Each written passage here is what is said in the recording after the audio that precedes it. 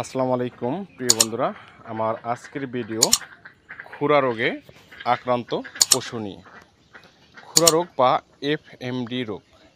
FMD অর্থাৎ foot and mouth disease. একই সাথে পায়ে এবং মুখে ঘা হয় বলে একে ফুট অ্যান্ড মাউথ ডিজিজ বলা হয়। আসসালামু আলাইকুম প্রিয় বন্ধুরা, অ্যানিমালস লাভার ইউটিউব চ্যানেলের পক্ষ থেকে আপনাদের সবাইকে জানাচ্ছি আন্তরিক শুভেচ্ছা অভিনন্দন। চলে যাব মূল আলোচনায়। তার আগে আপনাদের কাছে ছোট্ট একটি রিকোয়েস্ট, আমার চ্যানেলে নতুন হয়ে থাকলে চ্যানেলটি সাবস্ক্রাইব করে দিন, শেয়ার করে আপনার বন্ধুদের দেখার সুযোগ করে দিন এবং সবার আগে নতুন নতুন ভিডিও পেতে আমার ভিডিওর ফলো বাটনে চাপ দিয়ে রাখুন। তো খুরা রোগের প্রচলিত নাম, অঞ্চল ভেদে এক এক এলাকায় এই খুরা রোগকে এক এক নামে ডাকা হয় বা এক এক নামে পরিচিতি আছে এই খুরা রোগের। এর প্রচলিত নাম হলো খুরপাকা, তাপ রোগ, খুরুয়া, এসো, বাতা, জ্বর প্রভৃতি নামে পরিচিতি।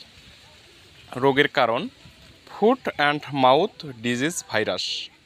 এই বাতনা রোগের কারণ হলো foot and mouth disease virus দ্বারা এ রোগ হয়। এ রোগের লক্ষণ কী কী লক্ষণ দেখলে আপনারা বুঝতে পারবেন যে আপনাদের পশু খুরা রোগে আক্রান্ত হয়েছে? মুখ, জিহ্বা ও খুরায় ঘা হয়। মুখ দিয়ে প্রচুর পরিমাণে দীর্ঘ দড়ির মতো ঝুলানো লালা পড়ে। জ্বর হয়, শরীরের তাপমাত্রা 105 থেকে 106 ডিগ্রি ফারেনহাইট পর্যন্ত থাকে। পশু কিছু খেতে পারে না। দুধালো গাভীর দুধ কমে যায়। পায়ের খুরায় ঘা হয়, হাঁটতে পারে না।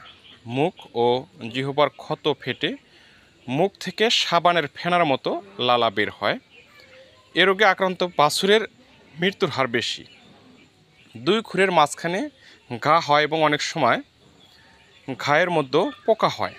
তীব্র মাত্রায় আক্রান্ত পশুর ক্ষেত্রে দুধ ও মাংস উৎপাদন কমে যায় এবং আক্রান্ত পশু যদি গর্ভবতী হয় সেটা অপ্রাপ্ত বাচ্চা গর্ভপাত ঘটে বা অ্যাবর্শন হয়ে যায়। এ রোগ প্রতিরোধ বা চিকিৎসা কিভাবে আপনারা এই রোগ প্রতিরোধ করবেন বা চিকিৎসা করবেন? এই রোগ প্রতিষেধক টিকা প্রয়োগের মাধ্যমে প্রতিরোধ করা যায়। এই রোগে আক্রান্ত পশুকে পুনরায় 1 বছরের পূর্বে টিকা দেওয়ার প্রয়োজন হয় না, অর্থাৎ পশু যখন আক্রান্ত হয়, আক্রান্ত হওয়ার পূর্বে আর 1 বছরের মধ্যে টিকা দেওয়ার প্রয়োজন হয় না। রুগ্ন পশুর ব্যবহৃত দ্রব্য আদি জীবাণুনাশক দিয়ে পরিষ্কার করতে হবে। খুরা রোগে মৃত পশুকে 6 ফিট মাটির নিচে পুঁতে ফেলতে হবে।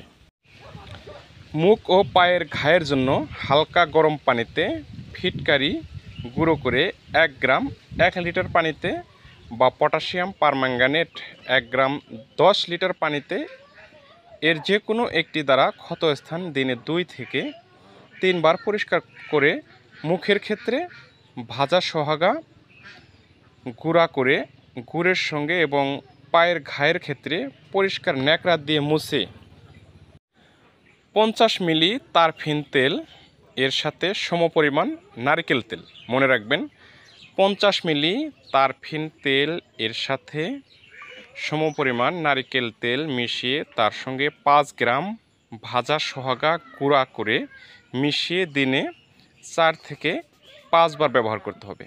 ক্ষত স্থানে নারকেল তেলের সাথে সিনকপ ব্যবহার করতে হবে। এবং দ্বিতীয় পর্যায়ে পা এবং মুখের ক্ষত দূর করার জন্য যে চিকিৎসা দেবেন, এক্ষেত্রে অ্যান্টিবায়োটিক সেফট্রিয়াক্সন ইঞ্জেকশন ইউজ করতে পারেন অথবা পেনিসিলিন গ্রুপের ইঞ্জেকশন ইউজ করতে পারেন। 5 থেকে 7 দিন কন্টিনিউ করতে পারেন। যেহেতু এই সময় পশুর জ্বর বেশি থাকে, এর সাথে পেইন কিলার ইঞ্জেকশন গভীর মাংসে দেবেন, সাথে অ্যান্টিহিস্টা ইঞ্জেকশন গভীর মাংসে দেবেন।